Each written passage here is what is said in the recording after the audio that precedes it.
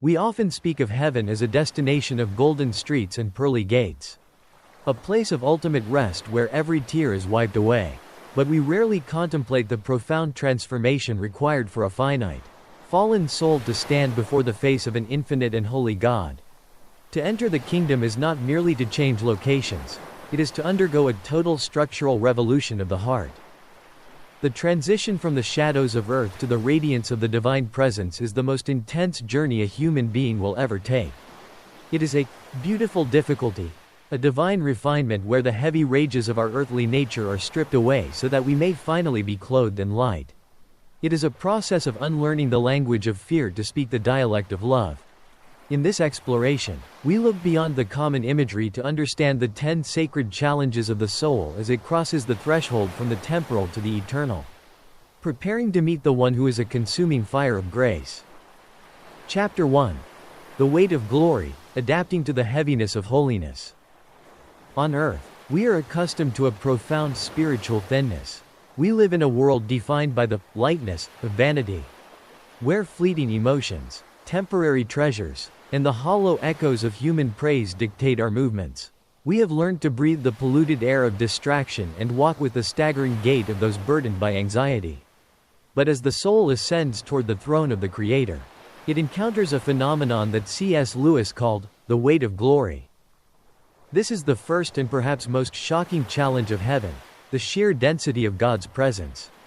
In the celestial realm, holiness is not an abstract concept. It is a physical reality with a spiritual gravity. To a soul conditioned by the weightless trivialities of earth, the atmosphere of heaven feels overwhelmingly substantial. It is as if you have lived your entire life in a vacuum and are suddenly plunged into the deep, crushing purity of a golden ocean. This weight is the concentrated essence of reality itself, the Shekinah glory that once made Moses veil his face and caused prophets to fall as though dead. This challenge requires a radical shedding of the light things we once thought were heavy. Our earthly reputations, our carefully guarded secrets, and our mountains of worry are revealed to be as weightless as dust. They cannot survive in this gravity. To stand in the presence of the Almighty, the soul must undergo a divine strengthening. God does not diminish His glory to accommodate our weakness. Instead, He infuses us with His own strength, expanding our spiritual lungs to breathe the thick, intoxicating air of His holiness. The difficulty lies in the surrender. The moment you realize that to survive the weight of His love, you must finally let go of the hollow shadows you once clung to for safety. You are being prepared to carry a glory that would have crushed you on earth, turning you from a flickering candle into a star that burns with His eternal fire. Chapter 2. The Blinding Purity, Adapting to the Eternal Sun.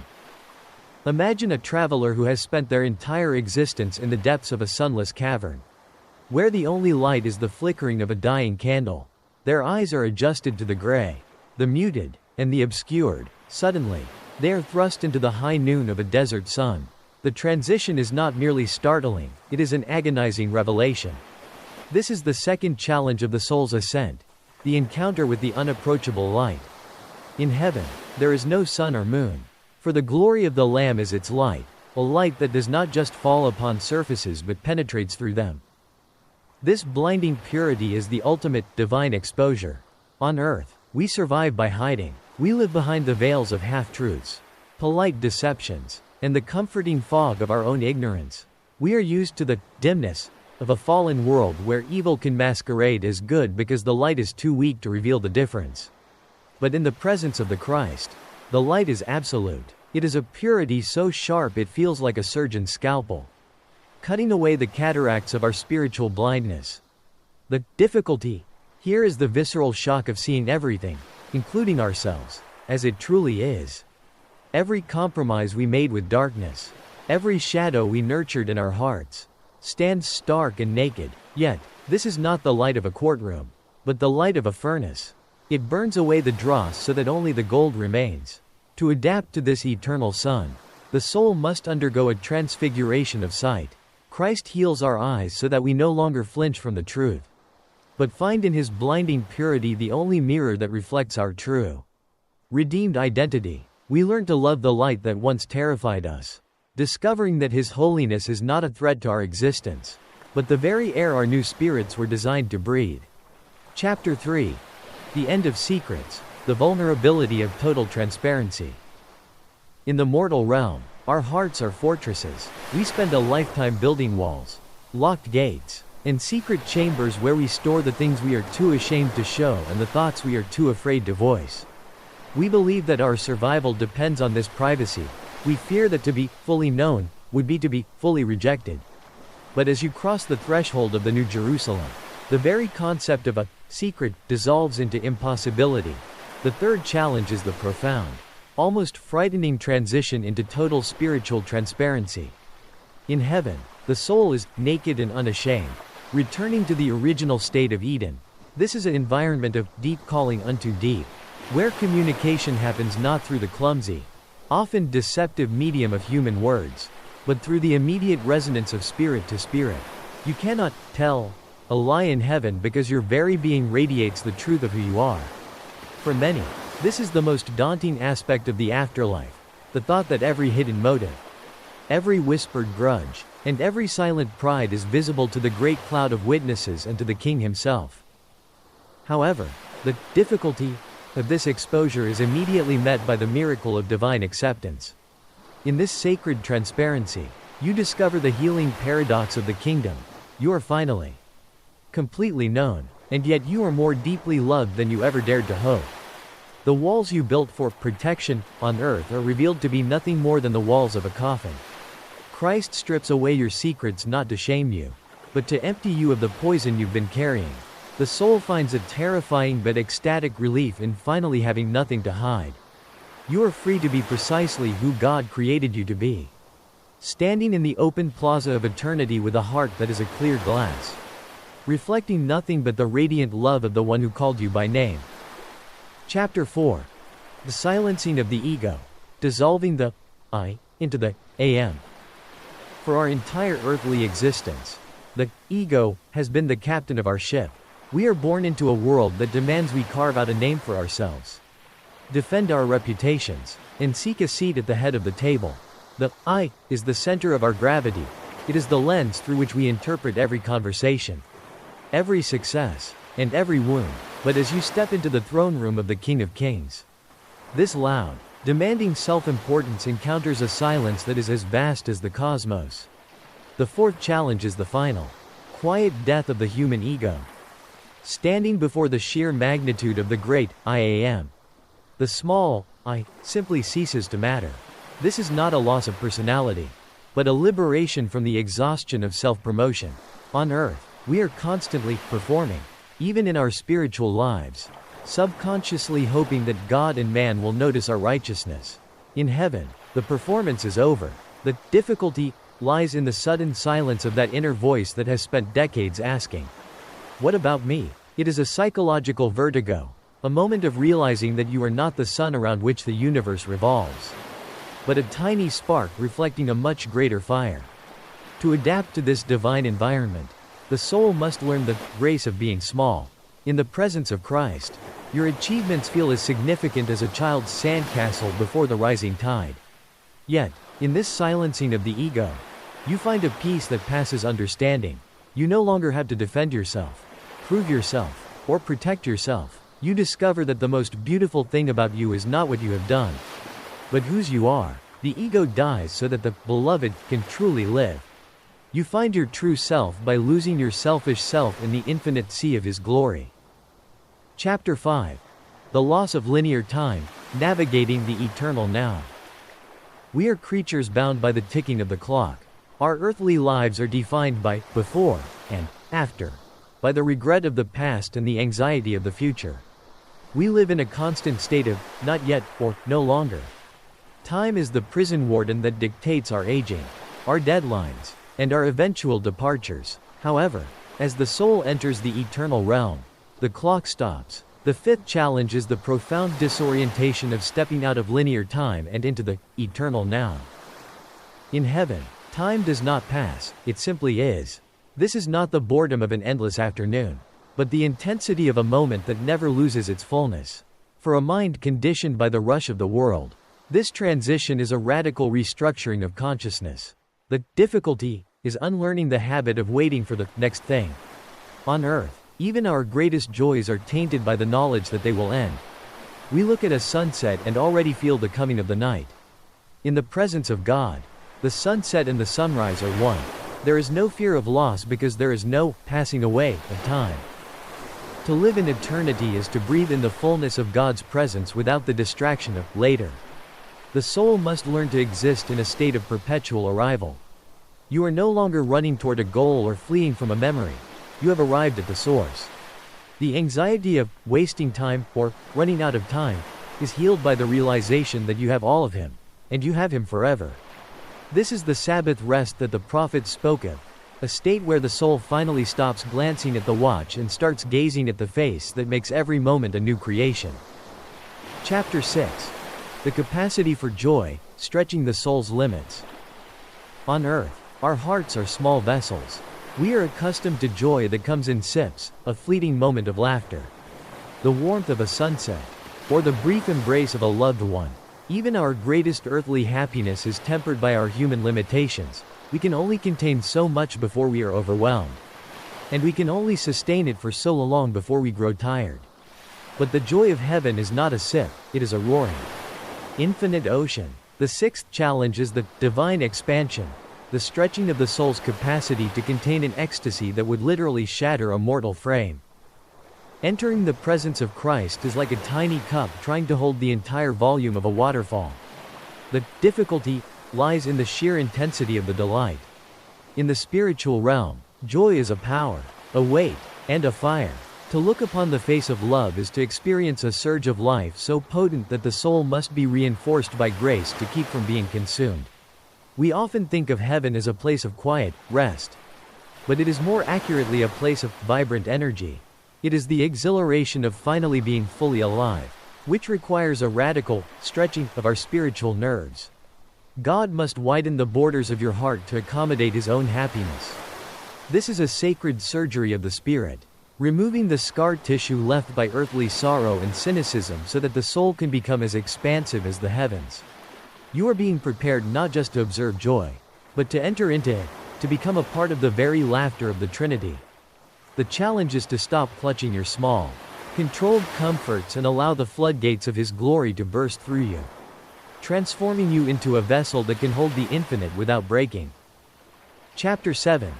The reconciliation of sight, seeing as He sees. The seventh challenge is perhaps the most humbling, the total surrender of our human judgment. On earth, we see through a glass. Darkly, we judge based on appearances. We hold on to historical grudges. And we categorize people into friend and foe, worthy and unworthy. We carry our prejudices like shields, protecting our pride. But as you stand before the throne, you are forced to undergo a reconciliation of sight. You are required to look at every other soul in heaven through the eyes of the one who died for them. The difficulty occurs when you encounter those you deemed impossible to love on earth. In the light of the Lamb, every earthly hierarchy is inverted. You may find that the person you despised is a crown jewel in the kingdom, or that the enemy you feared is now your brother in the spirit. To exist in heaven is to have your spiritual vision corrected to match Christ's. You must let go of the right to be offended and the justice of your own bitterness. In the atmosphere of perfect love, a single grain of resentment would be like a drop of poison in a crystal spring. It simply cannot remain. This transformation requires a profound death to our sense of moral superiority.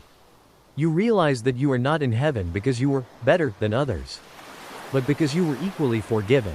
The challenge is to embrace a love that is so wide it includes those you once excluded. As your eyes adjust to this divine perspective, the scales of earthly judgment fall away. You no longer see sinners or saints in the way the world does. You see only the redeemed beauty of a Creator reflected in His children. To love as He loves is the ultimate test of the soul, and the ultimate sign that you are truly home. Chapter 8. The shedding of earthly attachments, releasing the temporal anchors. One of the most profound struggles in the transition to the celestial realm is the final, absolute release of our earthly anchors. For decades, we have defined ourselves by what we possess. what we have built, and the roles we have played. We cling to our titles, our homes, our physical legacies, and even our familiar sufferings, treating them as part of our very skin. The eighth challenge is the divine stripping, the realization that you cannot grasp the pillars of the New Jerusalem if your hands are still clenched around the dust of the old world. The difficulty lies in the deep-seated fear that without our earthly attachments, we will cease to exist. We fear that if we let go of our story, our triumphs and even our tragedies, we will be left hollow. But in the presence of the King, these attachments are revealed to be shadows. Christ requires a total poverty of spirit, not to leave you empty, but to ensure you are empty enough to be filled with the all. It is a moment of sacred detachment where you realize that nothing you owned ever truly owned you, and everything you lost was merely being traded for something eternal. To adapt to this freedom, the soul must learn to find its security in a person rather than a thing. You are being asked to step out of the heavy armor of your earthly identity and stand clothed only in the white robe of His righteousness. The shedding of these attachments is not a loss, it is a molting. Just as a bird must leave the safety of the nest to find the vastness of the sky, the soul must release its grip on the temporal to soar in the eternal. The challenge is to realize that the only thing you truly bring with you across the threshold is the love you gave away and the Christ who lives within you. Chapter 9. The magnitude of worship, beyond human vocabulary. On earth, our worship is often a matter of ritual, song, and carefully constructed theology. We use music to stir our emotions and words to bridge the gap between our hearts and the divine. We are used to doing worship as an activity that starts and ends. However, as you approach the throne, the very nature of worship changes. It is no longer an action you perform, it becomes the very atmosphere you breathe.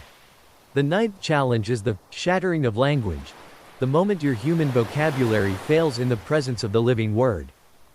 The difficulty is the overwhelming shift from the intellectual to the experiential. In the presence of the Lamb, logic and lyrics are swallowed up by deep mystery. You encounter a beauty so terrifyingly pure and a majesty so absolute that the soul's natural response is a silence that speaks louder than any choir. For a creature who has lived by its wits and its words, this loss of expression can feel like a loss of control. You find yourself in a state of perpetual awe, where a single breath of holy carries more weight than all the sermons ever preached. To survive the magnitude of this worship, the soul must learn the language of the Spirit. This is a communication of light to light and heart to heart. You are being invited into the eternal rhythmic pulse of the universe, where every movement of your being is an act of adoration. The challenge is to stop trying to understand God and start simply beholding Him. It is the transition from a spectator to a participant in the heavenly liturgy. When you finally stop trying to find the right words, you discover that your entire existence has become a song, a resonance that harmonizes with the stars and the seraphim in a never-ending symphony of praise. Chapter 10. The final union, the bliss of total absorption. The 10th and ultimate challenge is the one for which every other struggle has prepared you, the death of distance. For your entire earthly life, you have lived in a state of betweenness. You were a pilgrim looking toward a distant shore, a seeker whispering to a God who often seemed hidden behind a veil of silence. You were here, and He was there. But in the final moment of the celestial journey, that boundary, the last thin line between the Creator and the redeemed, simply vanishes. The 10th challenge is the ecstatic terror and ultimate peace of the divine union. The difficulty here is the total surrender of the soul's isolation. We are used to being individuals, separate entities defined by our boundaries. To be one with Christ is not to lose your personhood, but to find it fully submerged in the source of all being. It is the breathtaking realization that you no longer need to seek His presence, for you are in His presence, and His presence is in you.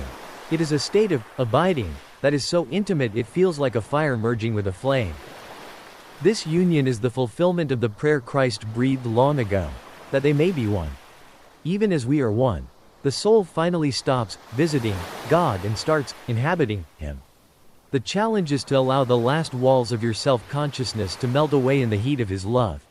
You discover that you were never meant to be a separate, lonely island, but a part of the infinite continent of God's heart. In this final union, Every question is answered not with words, but with a person. You are home, you are held, you are His. The journey into the heart of God is not a path for the faint-hearted. As we have seen, the difficulties of heaven are not barriers designed to keep us out, but sacred processes designed to pull us in. They are the final acts of a Father's love, stripping away the heavy, the dark, and the temporary so that we can finally endure and enjoy the weight of His eternal glory.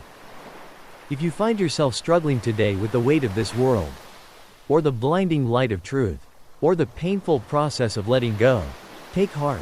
These earthly trials are merely the rehearsals for your celestial transformation. Every time you choose love over hate, or faith over fear, you are stretching the capacity of your soul for the joy that is to come. The threshold is before us all. The King is waiting, not with a list of your failures, but with a crown for your perseverance. He has already walked the difficult path so that He can take your hand and lead you through each of these divine refinements. Do not fear the wait, the light, or the silence, for on the other side of these 10 challenges lies a peace that will never end and a love that will never let you go. The journey is long, but the home is worth the climb.